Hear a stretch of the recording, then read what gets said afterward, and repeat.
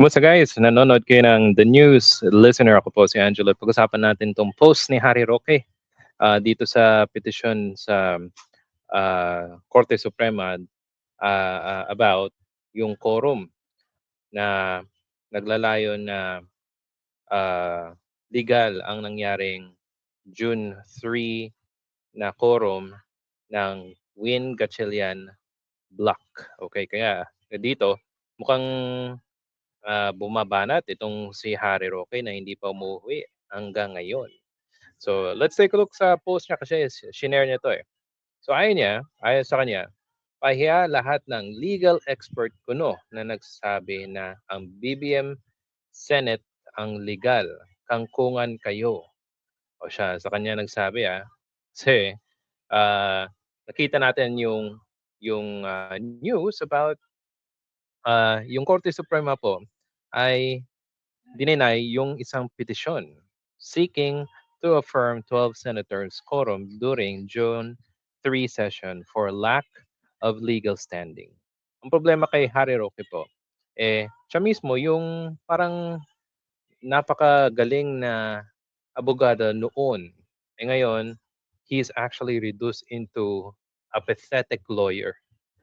Why did I say that, guys? Kasi nga, kung pag-uusapan po yung legal stand, okay? Kasi pwede itong gamitin uh, as a misinformation sa mga hindi po familiar dun sa legal terms sa pagiging abogado. Hindi man po ako abogado, pero meron akong mga abogadong pinapanood at nakikita yung mga post nila. Okay? So, tingnan natin yung ayon sa post ni Harry Roque. Kasi galing to sa Office of the Spokesperson ng Korte Suprema. Okay, so ayon dito, Supreme Court en banc during its session today, June 10, 2026, acted on the following. Ito yung petisyon ni John Barry T. Tayum versus Senator Alan Peter Cayetano, Senator Juliana Pia Cayetano, at Senator Loren Legarda ah, B. Legarda. Kaya merong isang I think estudyante na nag-file siya ng petisyon para i-affirm yung 12. Okay? Kasi nga last time, June 3, kung natatandaan niyo po, 30 araw itong Cayetano Block hindi po pumasok.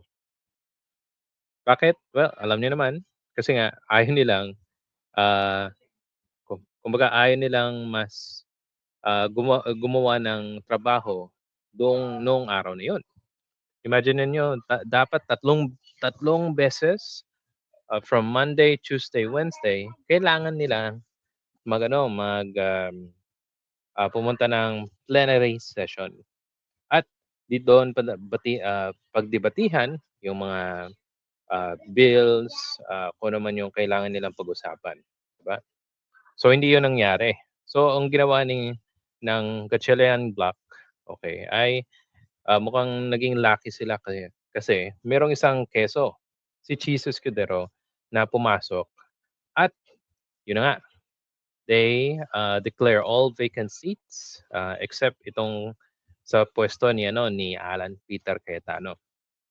Kasi nga they need to make sure na yung 13 na senador ay para patalsikin siya bilang Senate President. Pero pwedeng ibakante yung iba like the Senate for tempore, the rest of the committee chairmanship.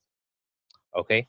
So, sabi dito, the Supreme Court dismissed the petition filed by John Barry Titayan for lack of legal stand. Yung actual na rason is legal stand po.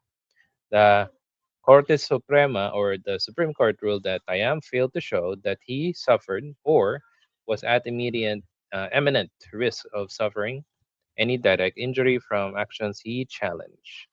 Hindi naman siya yung actual na person na kailangan mag-stand doon sa petisyon. 'Di ba? Kasi nga wala namang direct involvement itong tao na ito. Tayam had asked the SC to declare the presence of 12 senators during the June 3, 2026 session of the 20th Congress as a valid quorum. A copy of available pleadings may be downloaded. Current cases section, etc., etc. So, ito yung problema natin kay Harry Roque. Ginamit niya po itong moment na to para i-mislead po, para i-mislead yung mga tao na yung yung Korte Suprema po ay pumapanig doon kay Alan Cayetano. Okay? At hindi po yan hindi po yan totoo. Kasi po ang reason is legal stand. Meaning, ito pakita ko yung post ni Attorney Jesus Falces sa mga isa sa mga attorney po na fina-follow natin. So ayon sa kanya, isa pa para kay Harry Roque at sa mga DDS, binasura ng Korte Suprema ang petisyon ni Barry Tayam dahil sa lack of standing o anong sa Tagalog, kawalan ng karapatan magdemanda. Hindi dahil sa mali ang Gatchalian Block, pero ito ay hindi pa klaro, ewan ko lang. So yun ang meaning. Ang kawalan ng karapatan magdemanda. Hindi naman siya yung senador na naapektuhan nung kanilang sa quorum, di ba? So bakit siya mag-file ng petition sa Korte Suprema? Okay, I want to show you another one. Sabi niya, argumento guys, kaya ginagamit ito ng mga DDS Sige nga, mga ka-DDS, sagutin niyo ito. Kung totoo ang sinabi ng Supreme Court na invalid at illegitimate ang quorum ng Win Gatchalian Block noong June 3, bakit hindi inutos ng Korte Suprema na ibalik sa pwesto si Alan Petra Cayetano as a Senate President? O nga no, di ba walang any information na nagsabi yung Korte Suprema na ito yung gawin nyo guys. Ito yung gawin yung mga senador. Ibalik sa pwesto itong si Cayetano as the Senate President. Pero ano nangyari guys? Wala, di ba?